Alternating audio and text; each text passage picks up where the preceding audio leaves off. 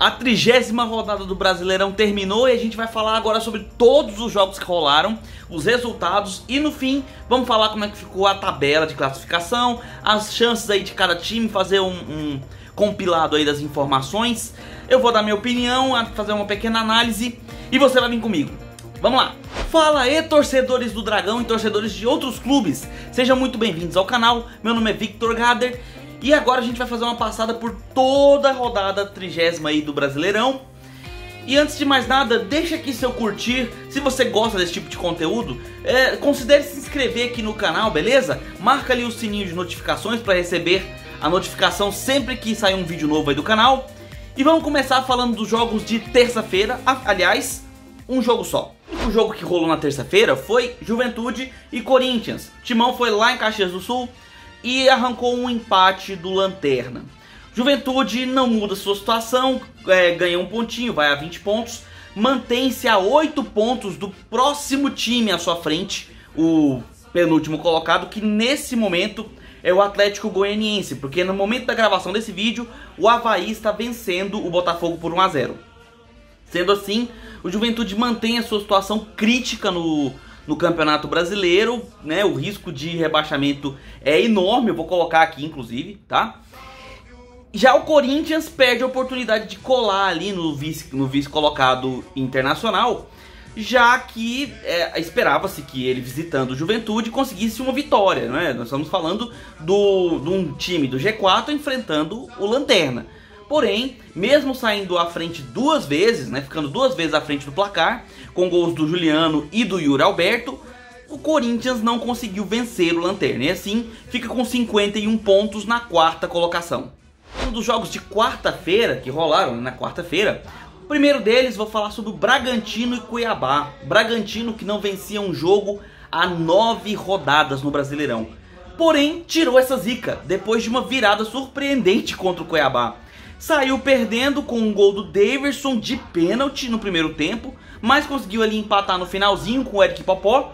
E no segundo tempo, com uma tabelinha ali entre o Elinho e o Lucas Evangelista, conseguiu sobrar a bola ali pro Arthur e ele conseguiu fuzilar dentro das redes do time mato-grossense. Sendo assim, o Bragantino chega a 38 pontos e se embola ali, né, na galerinha do grupinho de 38. Antes era o grupinho de 37. Agora temos um grupinho de 38 um pouquinho menor, por enquanto com 4 times. E o Cuiabá vai se afundando cada vez mais no Z4. Perde uma posição, por enquanto, está perdendo uma posição para o Avaí e ficando na 18ª posição com 30 pontos. O Bragantino, como eu falei, está com 38 pontos ali no grupinho, bem no meio da tabela. Ao mesmo tempo, enquanto rolava o jogo em Bragança Paulista, também acontecia o jogo entre Ceará e Goiás, onde ficaram os dois em um empate de 1 a 1. Um jogo onde no primeiro tempo o Ceará pressionou muito, teve muitas oportunidades, inclusive com uma defesa absurdamente sensacional do Tadeu, que vem fazendo um grandíssimo campeonato, diga-se de passagem. Porém, no segundo tempo conseguiu um gol no primeiro minuto de jogo com o Mendonça. E teve uma discussão que, na minha opinião, foi muito boba. Uma falta que o Mendonça sofreu e o VAR entrou em campo, né, para poder verificar o lance. E nisso o Vina foi discutir com o árbitro, tomou 2 cartões amarelos e conseguiu ser expulso por reclamação. O que, na minha opinião, e até deixo aí a pergunta para vocês, né, deixo aí a indagação para vocês, torcedores do Ceará, achei um pouco irresponsável da parte do Vina. Afinal, o Ceará está numa situação delicadíssima do Brasileirão ali, beirando a zona de rebaixamento. E ser expulso num momento como esse, deixar o time aí na mão, né? Não vejo com bons olhos. Eu acho que a torcida do Ceará também não. Aí o time ficou com 1 a menos, o Goiás foi pra cima, pressionou e aos 47 minutos conseguiu fazer um gol com o Nicolas. Sendo assim, o Goiás entra no grupinho dos 38, fica ali todo embolado junto com outros 2 times, que eu também vou citar mais pra frente. E o Ceará fica ali pertinho da zona de rebaixamento. Ganhou apenas um pontinho cada um. O Ceará vai a 32 e o Goiás com 38.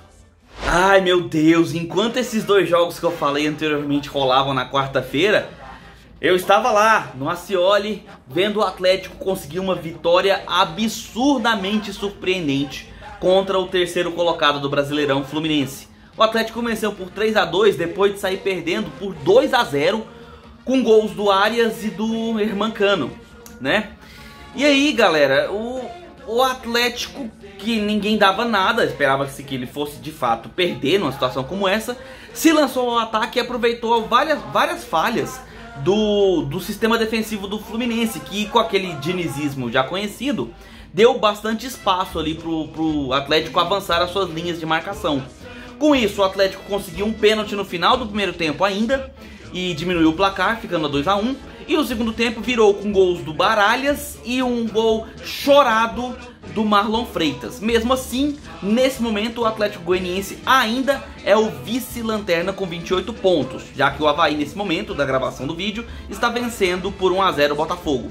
O Fluminense perdeu a oportunidade de colar ali no Internacional, que é o segundo colocado, e permanece empatado com o Corinthians em 51 pontos, acima do Timão apenas pelos critérios de desempate. Meia horinha depois do começo dos jogos anteriores que eu falei, o Atlético Paranaense recebeu Fortaleza e eles ficaram num empate em 1-1, que por sinal tem que ser muito comemorado pelo Atlético Paranaense, time da casa. Por quê? Pelo simples fato do Fortaleza nesse retorno ter apenas 2 derrotas. É um dos melhores times do retorno, inclusive só fica atrás do Internacional e do Palmeiras, líder do campeonato. E o jogo foi um jogo muito franco, com muitas oportunidades, gols perdidos, defesas incríveis, chutes e tudo mais que você pode esperar de um grande jogo. No primeiro tempo teve um gol anulado logo no primeiro minuto do Atlético Paranaense, bem anulado inclusive pelo VAR. Pouco tempo depois, Thiago Galhardo abriu o placar para o Fortaleza e o primeiro tempo se desenrolou com essa vitória do time visitante. Segundo tempo, o Fortaleza jogou um pouco mais recuado e com isso chamou o Atlético Paranaense ao ataque, que partiu para cima para não ficar no resultado negativo dentro de casa. E com muito custo conseguiu o gol com o Pablo no finalzinho ali do segundo tempo.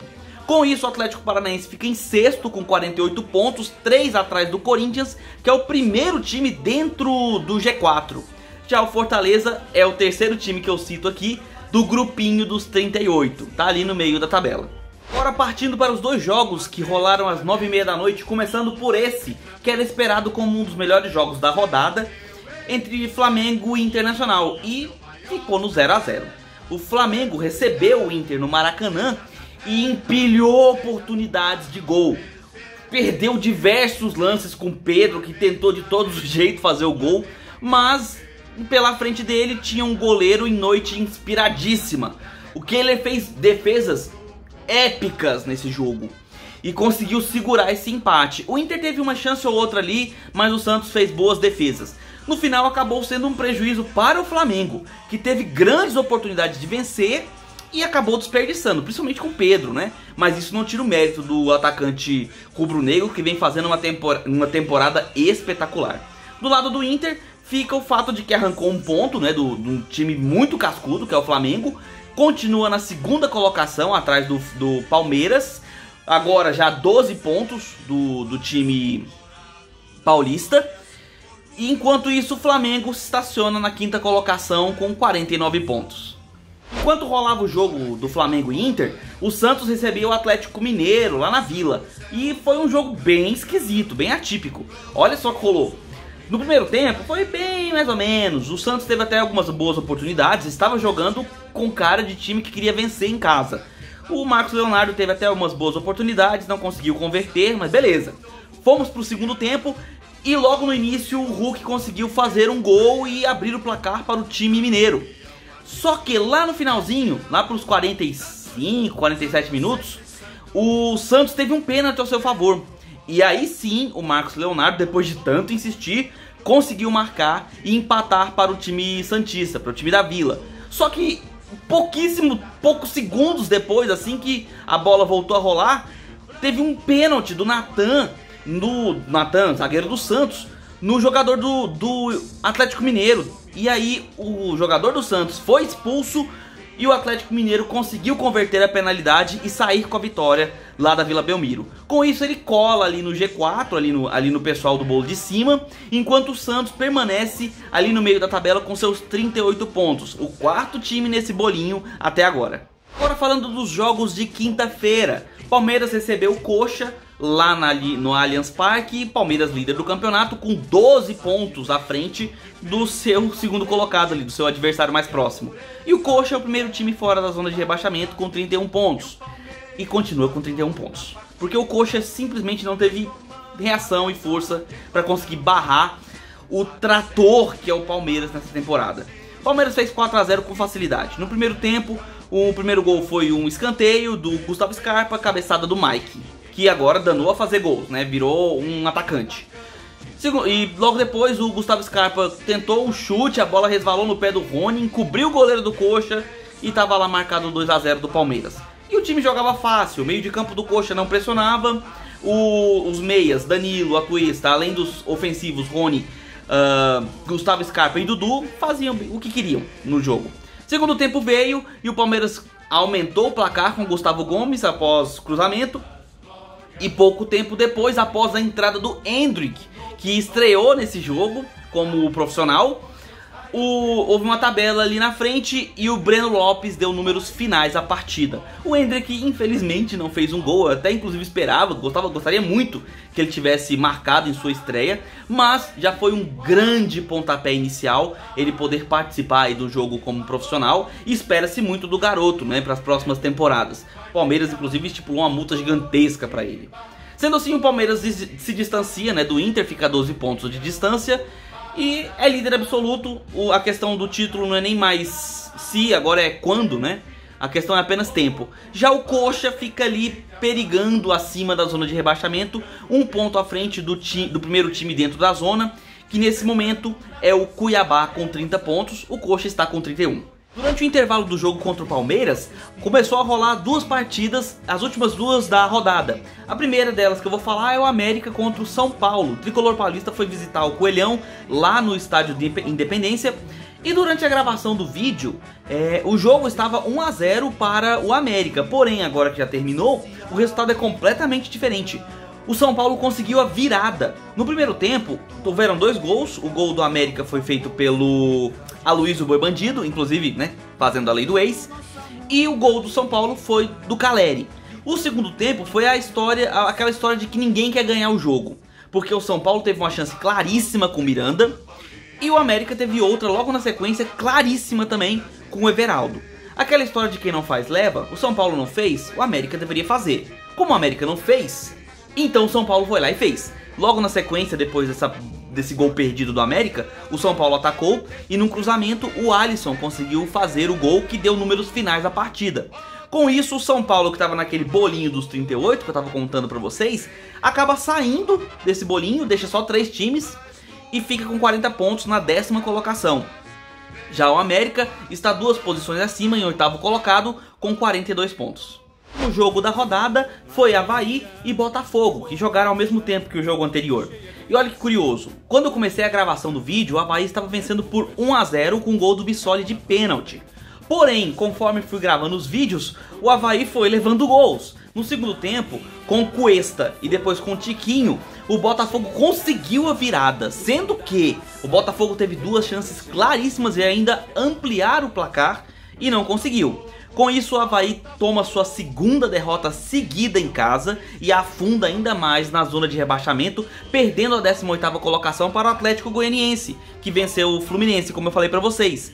Já o Botafogo chega à 9ª colocação, empatado com o São Paulo, com a mesma pontuação de 40 pontos, porém está uma posição à frente nos critérios de desempate. Terminada então a 30ª rodada do Brasileirão, a gente tem a classificação da seguinte maneira. O Palmeiras com 66 pontos, 12 à frente do primeiro time abaixo, o segundo colocado, que é o Inter com 54, já praticamente coloca uma mão e meia na taça, né? A gente tem apenas que esperar o Palmeiras conquistar esse título.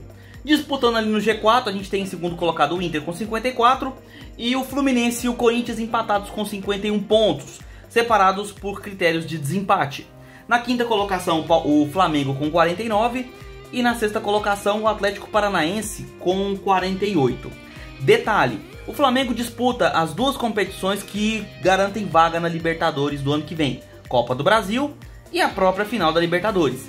Se o Flamengo ganhar as 2, abre-se uma vaga aqui nesse G6 para virar um G7 e também um G8, porque ele vai ter ganhado a vaga para a Libertadores, conquistando a Libertadores, e se ganhar a Copa do Brasil libera mais uma vaga ainda.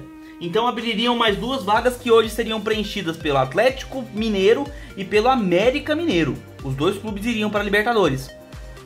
Caso os outros times vençam aqui dentro desse G6, porque nós temos o Flamengo disputando a Libertadores com o Atlético Paranaense. Se ele vencer, libera uma vaga aqui dentro. E o Corinthians disputa a Copa do Brasil com o Flamengo. Se o Corinthians vencer, também abre mais uma vaga. Então, de qualquer forma, o G6 do Brasileirão esse ano será um G8. Então, nesse momento, estariam se classificando para a pré-Libertadores o Atlético Mineiro e o América Mineiro. Ou seja, a Minas Gerais vem forte, né, para a Libertadores esse ano. Isso na parte de cima da tabela. Os times que mais se aproximam aí para poder tentar brigar essa vaga seriam o Botafogo ou o São Paulo. Agora vamos dar uma olhada ali embaixo. Agora a gente vem para a parte mais perigosa, a parte do desespero aqui, pelo menos para alguns. Vejam que a gente tem um grupo com 3 times com 38 pontos. Fortaleza, Bragantino e Goiás. Eles eram 4 times, até o Avaí permitir a virada do Botafogo, né? Abaixo temos o Santos com 37, que perdeu para o Atlético Mineiro. E começando a parte mais dramática ali, temos o Ceará com 32, que empatou com o Goiás. O Cuiabá com 31, aliás, perdão, o Coritiba com 31. E abrindo a zona de rebaixamento temos o Cuiabá com 30. O Atlético Goianiense, que ganhou a posição do Avaí após vencer o Fluminense, vai a 28, porém sobe uma posição pelos critérios de desempate. O Avaí permanece com seus 28 pontos após perder para o Botafogo. E o Juventude, que empatou com o Corinthians, está a 8 pontos do seu primeiro rival ali dentro do Z4, que no caso hoje é o Avaí. Está apenas com 20 pontos. Todos eles ainda têm chances de se livrar do rebaixamento, mas a verdade é que a do Juventude é bem complicada. E como é que tá o seu time então? Brigando ali no G4, tentando roubar ali uma posição no G8, Sul-Americana talvez, meio de tabela ou brigando ali na zona de rebaixamento? Deixa aqui nos comentários como é que foi o seu time nessa rodada, sua insatisfação ou sua alegria. Deixa o curtir aqui se você gostar do conteúdo, considere se inscrever no canal e marca ali o sininho para receber as notificações sempre que sair um conteúdo novo aqui do canal, beleza? É isso, galera, nos vemos no próximo vídeo e um abraço do torcedor atleticano.